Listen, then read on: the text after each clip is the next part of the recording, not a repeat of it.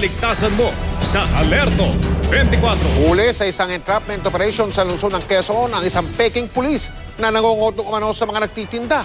Si Oscar Oida, naka-Alerto 24. Sa ID at tabas pa lamang ng buhok, pulis na pulis na. Isama mo pa ang pangangatawan at bit-bit na kalibre 45. Kaya naman ilan din ang napapaniwala ni Mark Verbo Pascual alias SPO3 Michael Tungkol Pascual na siya ay isang tunay na pulis. Ito si SPO3 Pascual, nagpakilala siya. Tapos apilitan na humingi sa akin ng isang cellphone. Nakapalit daw ng proteksyon ko. Kung wala siya magustuhan ng cellphone, pera naman, yun lang, 200.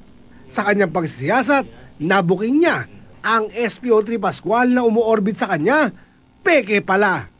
At kahapon, isang entrapment operation ang ikinasa na ikinadakip na nga ng peking pulis.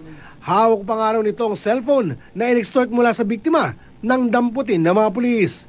Pero paliwanag na suspect, kaibigan lang po, yun lang. Regalo? Ang kaibigan lang po siya. Ano, pusa ba niya binibigay yun? Oo, kasi magkakilala naman kami po, sir. At ang mga peking police ID na nakuha sa kanya. Tapatin mo, bakit kami ganoon? Pang-display lang po sa wallet. Anong totoo mong trabaho, Mark? Noon po, nagugwardya po ako. Patong-patong na reklamo ang isasampa laban sa peking police. Oscar Oida, naka-Alerto 24.